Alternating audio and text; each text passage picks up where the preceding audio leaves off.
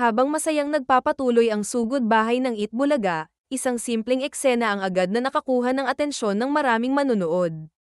Kung saan, may napansin sila Jose at Paulo sa nakapila na may hawak na payong, dahil dito nauwi ito sa isa na namang nakakatuwa at nakakakilig na usapan tungkol kina Riza May Dizon at Bimby Aquino.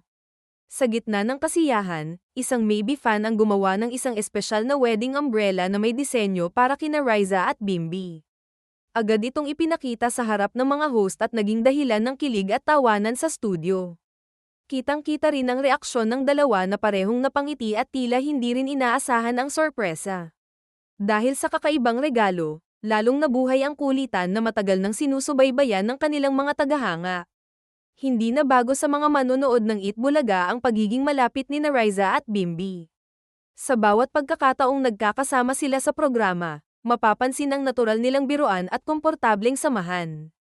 Dahil dito, maraming viewers ang natutuwa at patuloy na gumagawa ng mga edit, larawan, at iba pang creative na paraan para ipakita ang kanilang suporta sa tambalang tinatawag nilang maybe.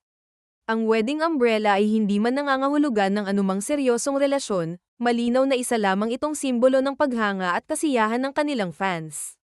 Sa halip na maging awkward ang sitwasyon, magaan lamang itong tinanggap ni Riza at Bimby.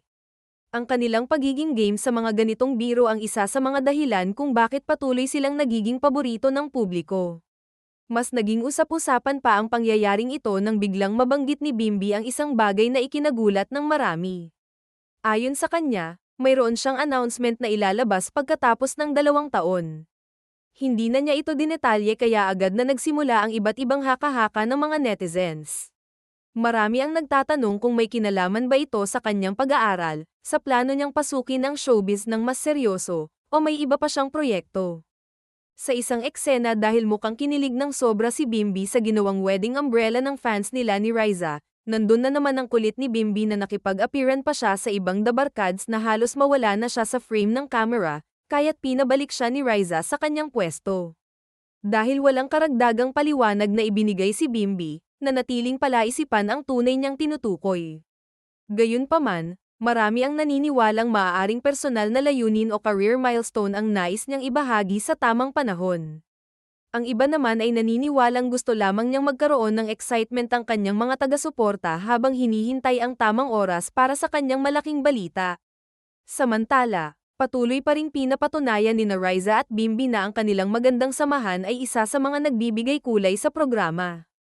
Hindi kailangang pilitin ang kanilang mga eksena dahil kusang lumalabas ang kanilang pagiging komportable sa isa't isa.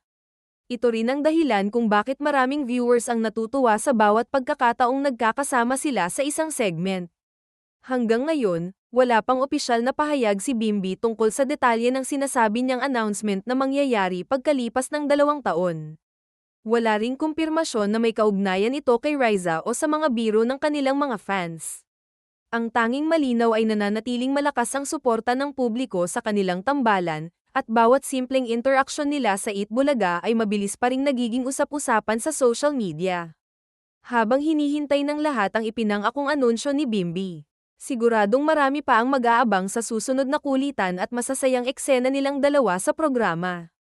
Kaya mga ka-team maybe, kung ano man ang mga planuhin nila Bimby at Riza, patuloy lang tayo sa pagsuporta sa kanila. O ayan, may aabangan tayo after 2 years. Hanggang sa muli, maraming salamat po sa inyong panunood. God bless.